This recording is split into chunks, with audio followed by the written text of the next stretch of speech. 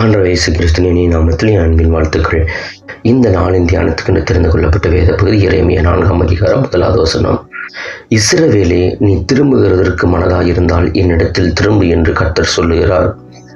நீ உன் அருவருப்புகளை என் பார்வை நின்று அகற்றிவிட்டால் நீ இனி அலைந்து திரிவதில்லை. அநேகருடைய வாழ்க்கை இன்றைக்கு அலைந்து திரிகிற வாழ்க்கையாய் காணப்படுகிறது. ஒரு நிரந்தரமற்ற வாழ்க்கையாய் காணப்படாமல் அலைந்து திரிகிற வாழ்க்கை. ஒரு வேலை காரியமாக இருக்கட்டும், எந்த பக்கம் திரும்பினாலும் தோல்விதான். எடுக்கிற காரியத்தில் ஒரு ஜெயம் இல்லை, தோல்வி. அலைந்து திரித்து கொண்டு இருக்கிற வாழ்க்கையை காணப்படுகிறது. ஒரு நிலையற்ற வாழ்க்கை இருக்கிறது. ஒரு ஜாப் தேடி போன பல இன்டர்வியூ அட்டன் பண்ணி ஜாப் கிடைக்கல, திருமண காரியங்கள் நடக்கலை, எந்த பக்கம் திரும்பினாலும் தோல்வி. வாழ்க்கையில் தடுமாற்றங்கள், போராட்டங்கள், ஒரு நிலையற்ற வாழ்க்கையாக இருக்கிறது. ஒரு ஜெயமில்லாத ஒரு வாழ்க்கை, நிம்மதியற்ற வாழ்க்கை, குழப்பமற்ற வாழ்க்கை அநேகருக்கு காணப்படுகிறது. அதற்கான காரணம் என்னவென்று நாம் ஆராய்ந்து பார்க்க வேண்டும். ஆண்டவர் தேவன் சொல்லுகிறார், இன்றைக்கு இஸ்ரவேலே, நீ திரும்புகிறதற்கு மனதாயிருந்தால் என்னிடத்தில் திரும்பு என்று கர்த்தர் சொல்லுகிறார். நாம் இனி அலைந்து திரியக்கூடாது. நாம் எடுக்கிற காரியத்தை சக்சஸாக முடிக்க வேண்டும் என்று சொன்னால் முதலாவது நம்ம ஆராய்ந்து பார்த்து கர்த்தர் பக்கம் திரும்ப வேண்டும். நம் தேவன் பக்கம் திரும்புவோம் என்று சொன்னால் அவர் நம் பக்கம் திரும்புவதற்கு அவர் வல்லமையுள்ள தேவனாய் இருக்கிறார். இரண்டாவது காரியம், நீ உன் அருவருப்புகளை என் பார்வை நின்று அகற்றிவிட்டால் நீ இனி அலைந்து திரிவதில்லை. இன்னைக்கு அலைந்து திரிந்து கொண்டதற்கான காரணம் என்ன? உங்களுடைய பாவங்கள். உன்னுடைய பாவங்கள் தான் தேவனுக்கு விரோதமான செய்கிற பாவங்கள் தான். நன்மையை செய்ய முடியல, இன்னைக்கு நன்மையை பெற்றுக்கொள்ள முடியல. பாவம் பெருகி கொண்டே இருக்கிறது.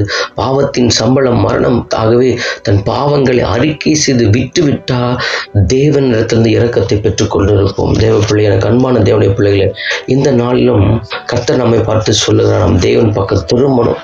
நம்முடைய வாழ்க்கையில் இருக்கிற எல்லா குறைகள், குற்றங்கள், பாவங்கள் எல்லாம் அறிக்கை செய்து தேவன் பக்கம் திரும்புவோம் என்று சொன்னால் நிச்சயமாய் இனி அலைந்து திரிகிற வாழ்க்கையை நாம் பார்க்க கூடாதபடிக்கு நிரந்தரமான வாழ்க்கையை தேவன் கொடுப்பதற்கு வல்லமையுள்ளவராய் இருக்கிறார். லூக்கா 15ஆம் அதிகாரத்தில் 13-32 வசனங்கள் அநேக முறை கேள்விப்பட்டிருக்க. இளைய குமாரனை பார்க்கிறோம்.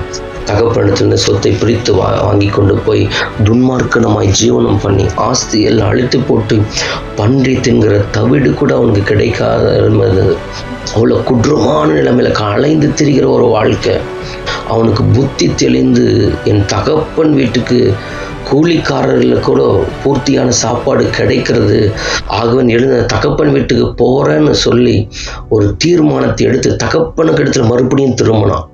தகப்பனத்தில் திருமணது மாத்திரமல்ல, அவன் ஒரு காரியத்தை அறிக்கை செய்தான். பரத்துக்கு விரோதமாக, உமக்கு விரோதமாக நான் என்ன பண்ணேன், இவ்வளோ பாவத்தை செஞ்சிட்டேன், இந்த பாவத்தை எல்லாம் என்ன பண்ணுங்க மன்னியும்னு சொல்லிட்டு தகப்பனத்தில் மன்னிப்பு கேட்டு தன்னுடைய கூலிக்காரில் ஒருவராக என்ன வீட்டில் வைத்து கொள்ளுன்னு சொன்னான்.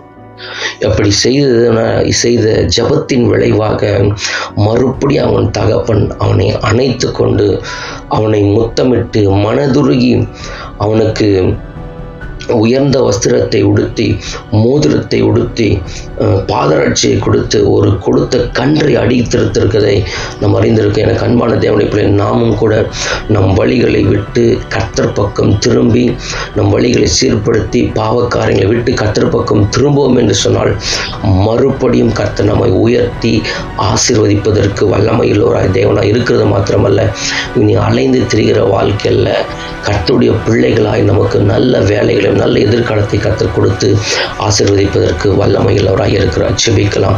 எங்கள் சர்வ வல்லமையுள்ள அன்பின் பரலோக பிதாவே, அப்பா பிதாவே, இயேசுவின் நாமத்தில் உம்முடைய ஒரு இந்த நாளில் தகப்பன் அநேகருடைய வாழ்க்கையில் அலைந்து திரிந்து கொண்டு இருக்கிறாங்க. அலைந்து திரிவதற்கான காரணம் என்று இன்றைக்கு அநேகர் ஆராய்ந்து பார்க்காமல் இருக்கிறாங்க. முதலாக நாங்கள் தேவன் பக்கம் திரும்பி தங்கள் பாவங்களை அறிக்கை செய்வோம், விட்டுவிடுவோம் என்று சொன்னால் நிச்சயமாய் தகப்பனுங்களுக்கு பூர்த்தியான எல்லா காரியத்தையும் நீங்கள் செய்து உங்கள் நாமத்தை இந்த பூமியில் எங்கள் மூலமாய் நீங்கள் மகிமைப்படுத்த போகிறதுக்காக ஸ்தோத்திரம். அநேகர் மனம் திரும்பட்டும், கர்த்தர் பக்கம் திரும்பி வரட்டும். அந்த காலை வேளையில் அநேகருக்கு தீர்வே இல்லாதபடி அலைந்து தெரிந்து கொண்டு எதில் தோல்வியாக இருக்கிற ஜனங்கள் ஒரு ஜெயமுள்ள வாழ்க்கை வாழ கர்த்தர் உதவி செய்யுங்க. ஒரு நிரந்தர வாழ்க்கை தகப்பனத்தில் இருக்கிறது திரும்ப கர்த்தர் உதவி செய்யுங்க. இயேசு நாமத்தில் ஜெபிக்கிறேன் நல்ல பிதாவே, ஆமென்.